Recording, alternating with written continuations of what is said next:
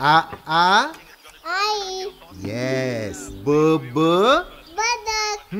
क क कणीदार. हा हं? ख ख खमंग. ग ग गोकुळ तू. हा. अगदी घरच्यासारखं.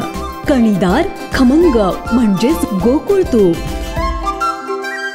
महिलांच्या सुरक्षेबाबत सरकारचे अक्षम्य दुर्लक्ष, शिवसेना उपनेत्या ज्योतिताई ठाकरे.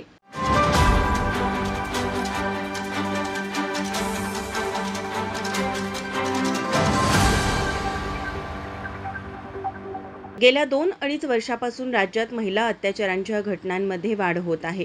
वयाचाही विचार न करता नराधम महिलांवर अत्याचार करतात.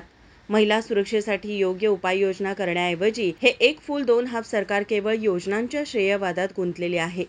कायदा सुव्यवस्था अबाधित राखण्यामध्ये राज्याचे गृहमंत्री अपयशी ठरले आहेत, असे मत शिवसेना उपनेते ज्योतिताई ठाकरे यांनी केले. शिवसेना उद्धव बाळासाहेब ठाकरे पक्षाच्या वतीने राज्यात राबविण्यात येणाऱ्या पदाधिकाऱ्यांची स्त्री शक्ती संवाद यात्रा बैठक सर्किट हाऊस कोल्हापूर येथे संपन्न झाली.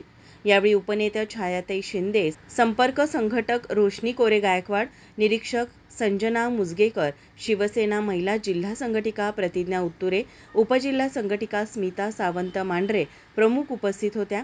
दरम्यान महिला जिल्हा संघटिका प्रतिज्ञा उत्तुरे यांनी ज्योतिताई ठाकरे यांचा महालक्ष्मीची प्रतिमा भेट देत सत्कार केला. यावेळी बोलताना ज्योतिताई ठाकरे म्हणाल्या, खरं तर स्त्री शक्ती संवाद यात्रा हा शिवसेनेचे पक्षप्रमुख माननीय उद्धव बाळासाहेब ठाकरे यांनी महिला आघाडीला दिलेला कार्यक्रम आहे.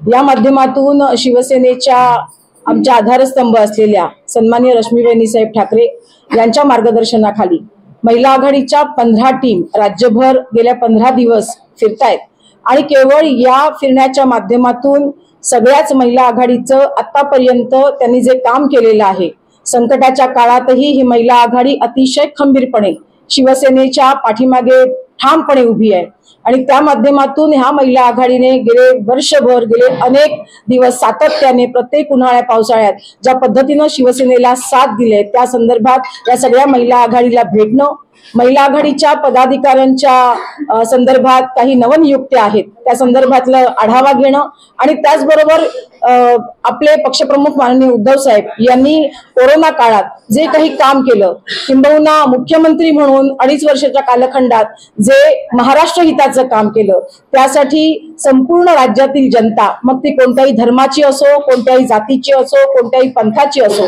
आणि एवढंच नव्हे तर आज समाजामध्ये स्वतःला इंटेलेक्च्युअल म्हणणारी माणसं सुद्धा शिवसेनेकडे आकृष्ट होत आहेत. या माध्यमातून या प्रवाहात येणाऱ्या ज्या काही महिला आहेत त्या महिलांचं या प्रवाहात त्यांना समाविष्ट करून घेणं आणि योग्य पदांच्या माध्यमातून त्यांच्यावरती काही जबाबदारी सोपवणं, असा एकंदरच या संपूर्ण स्त्री शक्ती संवाद यात्रेचा आमचा हेतू होता.